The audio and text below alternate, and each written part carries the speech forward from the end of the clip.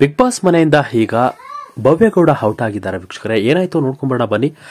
ಈ ವಿಡಿಯೋ ನೋಡೋಕ್ಕೂ ಮೊದಲು ನೀವು ನಮ್ಮ ಚಾನಲ್ಗೆ ಸಬ್ಸ್ಕ್ರೈಬ್ ಆಗಿಲ್ಲ ಅಂದ್ರೆ ಈ ಕೂಡಲೇ ಸಬ್ಸ್ಕ್ರೈಬ್ ಆಗಿ, ಹಾಗೆ ಪಕ್ಕದ ಬೆಲ್ ಐಕಾನ್ ಕ್ಲಿಕ್ ಮಾಡ್ಕೊಳ್ಳಿ ವೀಕ್ಷಕರೇ. ಬಿಗ್ ಬಾಸ್ ಮನೆಯ ಕ್ಯಾಪ್ಟನ್ ಆಗಿರುವಂತಹ ಭವ್ಯಗೌಡ ಉತ್ತಮವಾದ ಒಂದು ಕಿಚ್ಚನ ಚಪ್ಪಾಳೆಯನ್ನು ಕೂಡ ಪಡೆದುಕೊಂಡ್ರು. ಆದರೆ ಕೊನೆಗೂ ಕೂಡ ಬಿಗ್ ಬಾಸ್ ಒಂದು ಟ್ವಿಸ್ಟ್ ಅನ್ನ ಕೊಡ್ತಾರೆ. ಏನಪ್ಪಾ ಟ್ವಿಸ್ಟ್ ಅಂದ್ರೆ ತ್ರಿವಿಕ್ರಮ್ ಔಟ್ ಎಂಬುದನ್ನು. ಬಿಗ್ ಬಾಸ್ ಮನೆಯಿಂದ ನಿಜವಾಗಿಯೂ ಕೂಡ ಬಿಗ್ ಬಾಸ್ ಮನೆಯಿಂದ ಆಚೆ ಹೋಗುವಂತಹ ತ್ರಿವಿಕ್ರಮ್ಗೆ ಎಲ್ಲರೂ ಕೂಡ ಶಾಕ್ ಆಗಿದ್ರು. ಅದರಲ್ಲೂ ಕೂಡ ಆತ್ಮೀಯತೆಯನ್ನು ಹೊಂದಿದಂತಹ ಭವ್ಯಗೌಡ ಕೂಡ ಶಾಕ್ ಆಗಿ ಕಣ್ಣೀರಲ್ಲಿ ಮುಳುಗಿದ್ರು ವೀಕ್ಷಕರೇ. ಅಸಲಿ ಸತ್ಯ ಕೊನೆಗೆ ಕಿಚ್ಚ ಸುದೀಪ್ ಅವರು ಬಂದು ಹೇಳಿದ ಮೇಲೆ ಗೊತ್ತಾಗಿತ್ತು. ಹಾಗಾಗಿ ಸೀಕ್ರೆಟ್ ರೂಮ್ ಇಂದ ಬಂದರೂ ಕೂಡ ಯಾರು ಕೂಡ ತ್ರಿವಿಕ್ರಮ್ ಅವರನ್ನ ಮಾತನಾಡಿಸುವ ಹಾಗಿಲ್ಲ ಎಂದು ಕಿಚ್ಚ ಆರ್ಡರ್ ಮಾಡಿದ್ರು.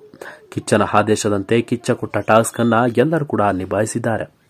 ಆದರೆ ಇವತ್ತು ಏಕಾಏಕಿ ಬಿಗ್ ಬಾಸ್ ಮನೆಯಲ್ಲಿ ಭವ್ಯಗೌಡ ಔಟ್ ಆಗಿದ್ದು ನೋಡಿ ನಿಜಕ್ಕೂ ಶಾಕ್ ಆಗಿದೆ ವೀಕ್ಷಕರ. ಬಿಗ್ ಬಾಸ್ ಮನೆಯಲ್ಲಿ ಈ ವಾರದಲ್ಲಿ ಯಾರು ಕೂಡ ಆಚೆ ಹೋಗಿಲ್ಲ. ಆದರೆ ಭವ್ಯಗೌಡ ಯಾವ ಕಾರಣಕ್ಕೆ ಆಚೆ ಹೋದ್ರು ಎಂಬುದು ಬಿಗ್ ಬಾಸ್ ಮನೆಯ ಸ್ಪರ್ಧಿಗಳಿಗೆ ಅಲ್ಲದೆ ವೀಕ್ಷಕರಿಗೆ ಕೂಡ ಶಾಕ್ ಆಗಿದೆ ವೀಕ್ಷಕರ.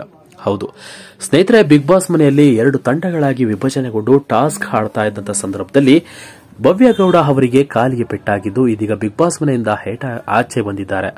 ಬಿಗ್ ಬಾಸ್ ಮನೆಗೆ ಮತ್ತೆ ಬರ್ತಾರ ಅನ್ನೋದನ್ನ ನಾವು ಕೂಡ ಕಾದು ನೋಡಬೇಕಿದೆ ವೀಕ್ಷಕರ. ಬಿಗ್ ಬಾಸ್ ಮನೆಯಲ್ಲಿ ಭವ್ಯಗೌಡ ಅವರು ಆಚೆ ಹೋಗ್ತಿದ್ದಂತೆ ತ್ರಿವಿಕ್ರಮ್ ಕಣ್ಣೀರನ್ನ ಇಟ್ಟಿದ್ದಾರೆ.